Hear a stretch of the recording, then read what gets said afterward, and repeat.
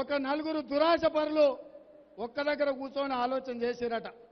అయ్యా మనం ఈ ఉన్న సంపాదన సరిపోదు, ఇంకా బాగా సంపాదించుకుంటే ఏం చేస్తే బాగుంటుందని వాళ్ళు నలుగురు కూర్చొని నామా నాగేశ్వరరావు లాంటి వ్యాపారస్తుడిని ఏదైనా సలహా అడిగితే చెప్తాడు. ఎందుకంటే వ్యాపారంలో బాగా పరిణతి చెందినోడు, బాగా ఎలా కష్టపడి పనిచేయచ్చో వారికి తెలుసు, పోదాం పండి అని అడిగింది. నలుగురు పోయి నామన్నను కలిస్తే నామన్న నలుగురిని కింది మీద చూసి పని చేయండి, ఓ అంబాసిడర్ కారు కొనుక్కొని కిరాయికి తిప్పండి, హైటెక్ సిటీ మేము కట్టించింది ఉంది, అక్కడి నుంచి సిటీలకు కానీ అంతర్జాతీయ ఎయిర్పోర్ట్ కానీ ఔటర్ రింగ్ రోడ్లో ఈ అంబాసిడర్ కారుని కిరాయికి తిప్పుకుంటే మంచి ఆదాయం వస్తుందని చెప్పిండు. సరే నలుగురు పోయి కారు కొనుక్కున్నారు. నెల మొత్తం తిరిగిండ్రు, ఒక్కడు కూడా కస్టమర్ ఎవరు బండి ఎక్కలా. నెల తర్వాత అన్న దగ్గరకు వచ్చిండ్రు, ఏం సార్ నువ్వు చెప్పినావు వ్యాపారం మొదలు పెట్టినావు, ఒక్కరు కూడా బండి ఎక్కలేదని. అప్పుడు నామన్న నవ్వి, మీ నలుగురికి ఒకరి మీద ఒకరికి నమ్మకం ఉండాలనే, అంబాసిడర్ కార్లు పట్టేదే నలుగురు మీరే ఎక్కి తిరిగితే కస్టమర్ ఎవడెక్తాడు దాంట్లో,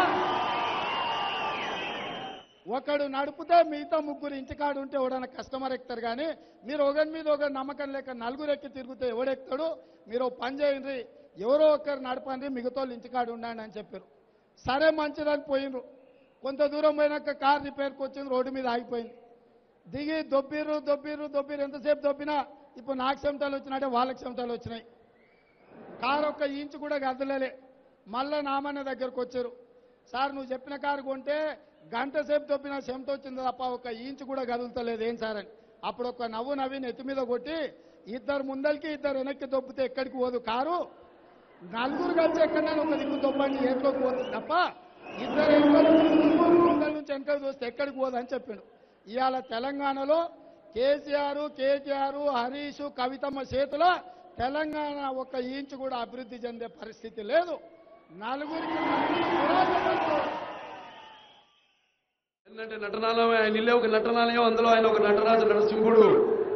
టీ అంటే తార మండలంలోని తారక ధృవతారకుడు, ఆరంటే రాజర్షి రారాజు, రాజకీయ దురంధర యుగంధరుడు, రమణీయ రమ్య కమనీయ సౌమ్య గుణధాముడు అని. అందులో కృతజ్ఞతలు గారు అందరి మహానుభావులు కార్యాలు. ఒక మనిషి మహోన్నత విద్యాపథంలోకి నడవాలంటే, అత్యున్నత శిఖరాలకు ఎదగాలంటే సత్సంకల్పం కావాలి, అత్యున్నత దీక్ష పొందాలి.